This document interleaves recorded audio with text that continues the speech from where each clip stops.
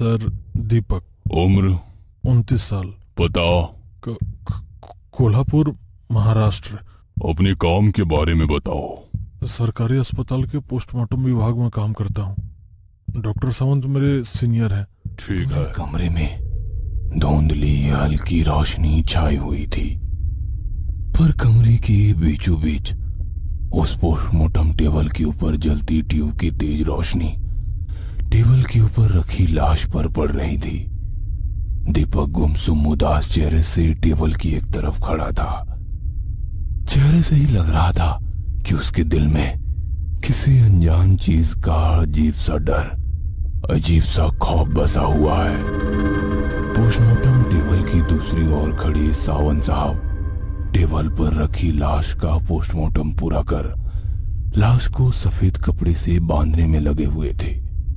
सफेद कपड़े में लिपटी हुई उस लाश के ऊपर अपनी डरी सहमी नजरें गड़ाए हुए दीपक ने सावंत साहब से कहा, सर, पता नहीं पर कुछ दिनों से अजीब सा महसूस हो रहा है। ऐसा लगता है जैसे कोई मुझ पर नजर गड़ाए हुए है। मेरे आसपास काले अंधेरे में कोई छुप कर बैठा है जो मुझे 24 घंटे घूरता रहता है। दीपक, तुम्हें किसी अच्छे डॉक्टर को दिखाना चाहिए। सावंत साहब की बात सुनकर दीपक ने उदासी भरी नजरों से उनकी तरफ देखते हुए कहा, सर, मैंने डॉक्टर से ही बात की, पर वो कहते हैं कि मुझे हेलुसिनेशन हो रहा है। ये सब मेरा वहम है। सर, ऐसा लगता है जैसे कोई मेरे शरीर के भीतर है, जो धीरे धीरे मेरा शरीर अंदर से कुरेद रहा है। मतलब क्या कहना चाहते हो? सावंत साहब ने गंभीरता से पूछा। सावंत साहब की तरफ देखते हुए दीपक ने गंभीरता से कहा, सर, आपने लीच देखी है जो आम तौर पर किसी बरसाती झरने के पास बहते पानी या कीचड़ में पाई जाती है। जब वो लीच हमारे शरीर पर चिपक जाती है तो हमें महसूस नहीं होता, पर वो हमारा खून लगातार पीती रहती है और हमें दर्द ना हो इसलिए वो हमारे शरीर के उस हिस्से को एक अजीब सा एनेस्थीसिया देती है। बिल्कुल वैसे ही कोई मेरा शरीर अंदर से कुरेद रहा है, पर मुझे दर्द नहीं हो रहा। दीपक की अजीब सी बातें सुनकर सावंत साहब ने कहा, दीपक, मेरे ख्याल से तुम्हें आराम की सख्त जरूरत है। काम के बढ़ते बोझ के कारण तुम्हारा दिमाग काफी थक गया है। तुम ऐसा करो, कुछ दिन के लिए छुट्टी ले लो। दीपक ने दोबारा अपनी नजरें टेबल पर गड़ाते हुए अपनी सहमी आवाज में कहा, सर, मुझे लगता है आपकी बेटी को मारने वाली वो शैतानी आत्मा अब मुझे भी खत्म कर देगी। कहते हुए दीपक ने सावंत साहब की तरफ देखा और पलक झपकते ही एक भयानक काली आकृति दीपक के ऊपर झपट पड़ी। दीपक ने सर्जिकल ब्लेड से उस डरावनी आकृति पर वार किया और अगले ही पल जोर से चिल्लाते हुए नींद से जाग गया। वो अपने कमरे के बेड पर था। रात के सन्नाटे में पसीने से लथपथ दीपक को अपने दिल की तेज धड़कनें साफ साफ सुनाई दे रही थी। ओह, आज फिर वही डरावना सपना। पता नहीं ये सपना बार बार क्यों आ रहा है और कब तक आता रहेगा। अपने आप से बातें करते हुए उसने दीवार पर टंगी घड़ी की ओर देखा तो रात के 2 बजने वाले थे। वो दोबारा बेड पर लेटे सोने की कोशिश करने लगा। सुबह दीपक तैयार होकर काम पर पहुंच चुका था। पोस्टमार्टम रूम के भीतर पहुंचते ही उसे एक अजीब सी बेचैनी महसूस होने लगी। अपनी आंखें बंद करके उसने लंबी सांसें ली। हमेशा की तरह एक लाश पोस्टमार्टम टेबल पर सफेद कपड़े में ढकी हुई नजर आई। कमरे के भीतर आते ही उसने लाइट शुरू कर दी है। बाहर जोरों की बारिश हो रही थी। उस कमरे के भीतर फैले खौफनाक सन्नाटे को चीरती बरसात बूंदों की तेज आवाज उसके दिल में खौफ पैदा कर रहा था। अब दीपक को पोस्टमार्टम के काम से डर लग रहा था, पर घर चलाने के लिए नौकरी तो करनी ही पड़ेगी। पोस्टमार्टम का ड्रेस चढ़ाकर वो टेबल पर रखी लाश के नजदीक आया। लाश के ऊपर ढका हुआ सफेद कपड़ा हटाने के लिए हाथ आगे बढ़ाने लगा, पर उसके हाथ डर के कारण कांप रहे थे। अपने डर के ऊपर काबू रखते हुए दीपक ने लाश के ऊपर ढका हुआ सफेद कपड़ा हटाए और सन्न रह गया। लाश पूरी तरह से सड़कर काली पड़ गई थी। लाश के शरीर से मांस खाने वाली सफेद कीड़े रेंगते हुए टेबल के ऊपर फैल रहे थे।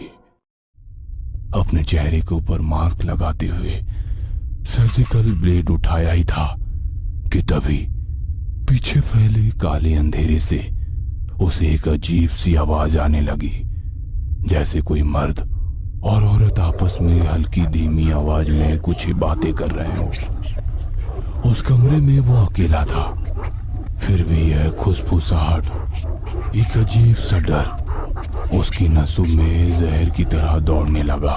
पीछे सचमुच कोई है या ये मेरा वहम है?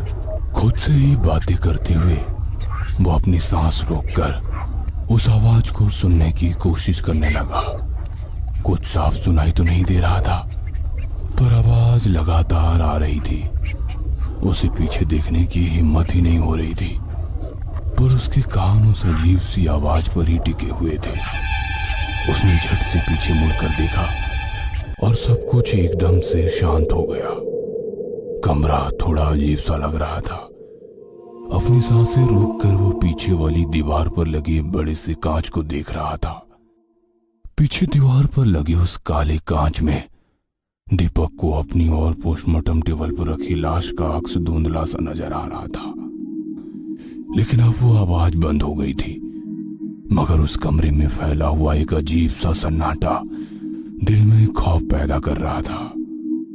दीपक हैरानी भरी नजरों से कुछ सेकंड उस आईने को देखता रहा और दोबारा टेबल की ओर मुड़ा तो जैसे उसकी जान हलक तक आ गई थी, क्योंकि उस लाश का काला पीला पड़ा हुआ चेहरा बिल्कुल दीपक के चेहरे के पास था।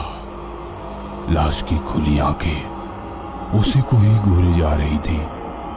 यह खौफनाक नजारा देखकर दीपक की जैसे सांसें रुक गई और अगले ही पल दीपक की गर्दन पकड़कर वो लाश घूरते हुए बोली, किसे ढूंढ रहे हो? वो डरावना दृश्य देखकर दीपक झट से कुछ कदम पीछे हटते हुए लड़खड़ा कर फर्श पर गिर गया। उसने डर भरी नजरों से टेबल पर देखा, पर सब कुछ सामान्य था। वह लाश वैसे ही टेबल पर लेटी हुई थी। ये क्या हो रहा है मेरे साथ? मेरा वहम है या सच में कोई बुरी आत्मा मेरे साथ खेल रही है? ये सब कुछ मेरे बर्दाश्त के बाहर है। अगर ऐसे ही चलता रहा तो मेरा दिमाग फट जाएगा। खुद को संभालते हुए वो उठकर खड़ा हो गया और डर भरी नजरों से उस कमरे में चारों ओर देखने लगा, पर सब कुछ शांत था। ना किसी की आहट, ना कोई आवाज, बस एक जानलेवा सन्नाटा उसके दिमाग पर हावी हो रहा था। एक अजीब सी थकान उसे महसूस होने लगी। 4-5 कदमों पर टेबल पर रखी उस लाश पर नजर डाली। मैं जानता हूं तुम्हारी आत्मा इसी कमरे में मौजूद है, पर क्या तुम्हारी आत्मा के अलावा कोई और आत्मा इस कमरे में मौजूद है? और क्या वो मुझसे कुछ कहना चाहती है? दीपक कुछ सेकंड तक उस लाश के चेहरे को ही निहारता रहा। पूरी तरह सड़कर काली पड़ी उस लाश के जिस्म से मांस खाने वाली कीड़े निकल रहे थे, पर उसकी आंखें खुली होने के कारण लाश का चेहरा देखकर अजीब सी घबराहट हो रही थी। इस सन्नाटे में उसे अपने दिल की धड़कनें साफ साफ सुनाई दे रही थी।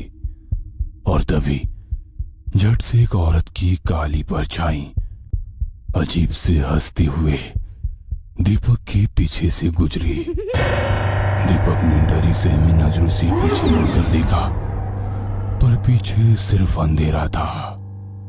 वो अब समझ चुका था कि एक शैतानी आत्मा उसके इर्द गिर्द मंडरा रही है। अपने डर पर काबू रखते हुए उसने टेबल पर पड़ी लाश को देखा और बाजू के ट्रे में पोस्टमार्टम के लिए रखे औजारों में से सर्जिकल ब्लेड उठाया।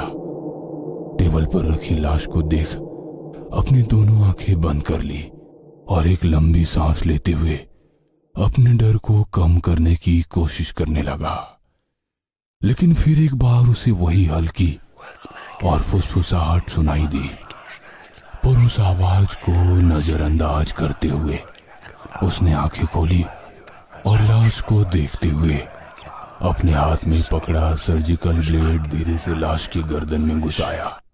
लाश के शरीर को चीरते हुए ब्लेड पीठ तक ले गया।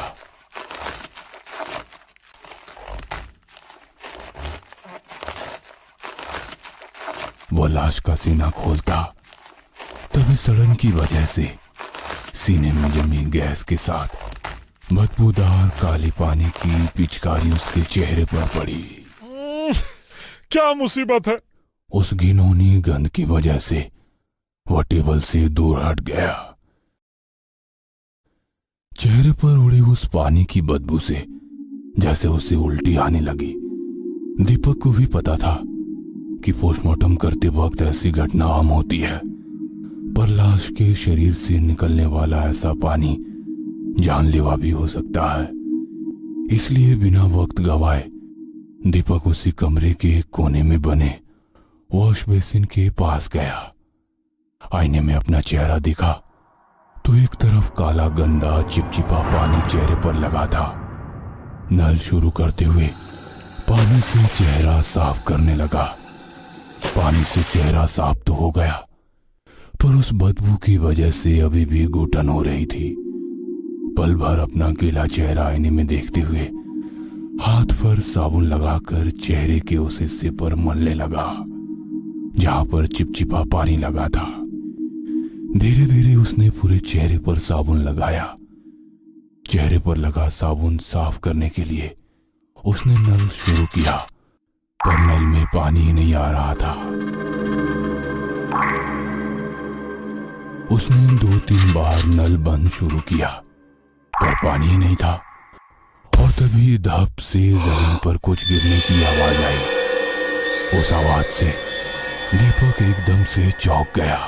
धीरे से अपनी आंखें खोलते हुए उसने पोस्टमार्टम टेबल की ओर देखा और सन्न रह गया, क्योंकि वह लाश पोस्टमार्टम टेबल पर नहीं थी। दीपक के पैरों के नीचे से जमीन सरक गई कि तभी पोस्टमार्टम टेबल पर लगी लाइट चर चर आवाज करते हुए बंद चालू होने लगी। वो कुछ समझ पाता कि अगले ही पल आंखों में साबुन जाने की वजह से आंखों में जलन हुई, जिससे झट से उसने अपनी आंखें बंद कर ली। दिल में अजीब सी घबराहट होने लगी, धड़कनें तेज हो गई। डर के मारे वो दोबारा नल शुरू करने लगा, पर कोई फायदा नहीं था और एक अजीब सी आवाज ने उसे हिलाकर रख दिया। साबुन से होने वाली जलन की वजह से आंखें बंद थी, पर कानों से वो आवाज को सुनने लगा। आवाज जैसे कोई इंसान दर्द से करा रहा था। आवाज तो आ रही थी, पर आवाज कहां से आ रही थी ये समझ में नहीं आ रहा था। अपनी सांसें रोककर वो अपनी आजू बाजू से आने वाली हर आवाज को गौर से सुनने की कोशिश करने लगा और इस गहरे जानलेवा सन्नाटे से दोबारा वही कहराने की आवाज आई, पर इस बार जमीन पर घसीटने की आवाज भी थी। जैसे आसपास फैले काले अंधेरे में से कोई जमीन पर रेंगता हुआ उसकी तरफ आ रहा हो। डर के मारे दीपक की धड़कनें तेज हो गई। जैसे तैसे उसने आंखें खोली और सामने का वो डरावना दृश्य देखकर धड़कन ही उसकी रुक गई, क्योंकि जिस लाश का वो पोस्टमार्टम कर रहा था वही लाश जमीन पर पड़ी थी और दीपक को देखते हुए धीरे धीरे रेंगते दीपक की ओर आ रही थी। लाइट बंद चालू होने के कारण वो दृश्य और भी ज्यादा डरावना लग रहा था, पर तभी साबुन से जलन की वजह से उसे अपनी आंखें बंद करनी पड़ी। डर के कारण उसने 2-3 बार पानी के नल पर गुस्से से हाथ मारा, पर पानी नहीं आ रहा था। उसने शर्ट के कॉलर से अपना चेहरा साफ किया और खौफ भरी नजरों से दाईं तरफ देखा, पर वहां कोई नहीं था। दोबारा उस कमरे में एक गहरा सन्नाटा छाया हुआ था। आवाज थी तो केवल डर के कारण दीपक की तेज चलने वाली सांसों की, जैसे किसी अस्थमा के मरीज की तरह आप रहा था। वह अपने आप को संभालते हुए उस कमरे में अपनी नजरें घुमाते हुए पोस्टमार्टम टेबल की तरफ बढ़ने लगा। लाश टेबल से गायब थी। टेबल के ऊपर बंद चालू होने वाली बल्ब पर हाथ मारते ही लाइट फिर से चालू हो गई। कुछ सेकंड वो वैसे ही शांति से टेबल के पास खड़ा कमरे में नजरें घुमाते हुए उस लाश को ढूंढने की कोशिश करने लगा, और तभी उस लाश ने झटके से पीछे से आकर उसकी गर्दन जकड़ ली और लाइट दोबारा बंद चालू होने लगी। अपने आप को छुड़ाने के लिए उसने लाश के हाथ पर पूरी ताकत से अपने दांत गड़ाए, पर उस लाश ने उसे पोस्टमार्टम टेबल पर लिटा दिया। काले अंधेरे में जैसे उसका पूरा शरीर जकड़ लिया गया और बिजली की चर्र चर्र आवाज के साथ दीपक की दर्द भरी चीखें लगातार उस कमरे में गूंजती रही।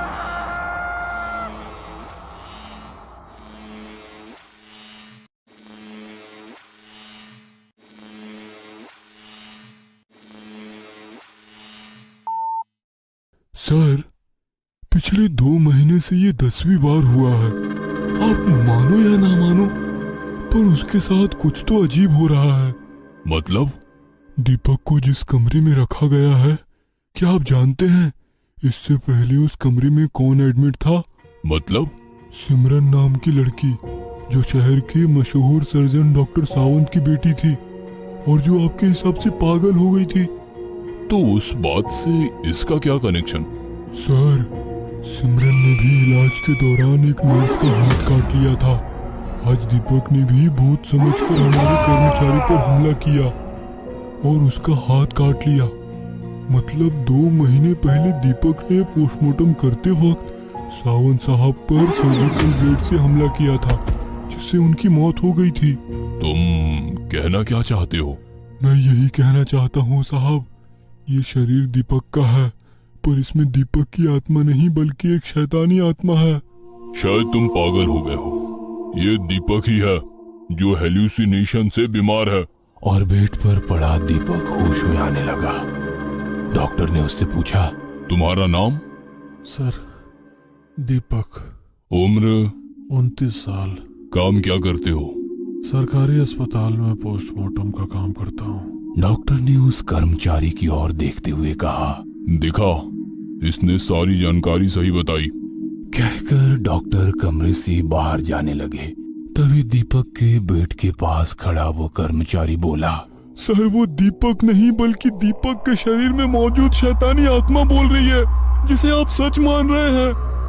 अगर दीपक के शरीर में शैतानी आत्मा है तो दीपक की आत्मा कहाँ है? बताओ मुझे। कहकर उन्होंने पीछे मुड़कर देखा और सन्न रह गए, क्योंकि उस कमरे में सिर्फ दीपक ही अकेला बेड पर लेटा हुआ था। मगर जिसके साथ इतनी देर से वह बातें कर रहे थे, वह कर्मचारी कहीं भी नजर नहीं आ रहा।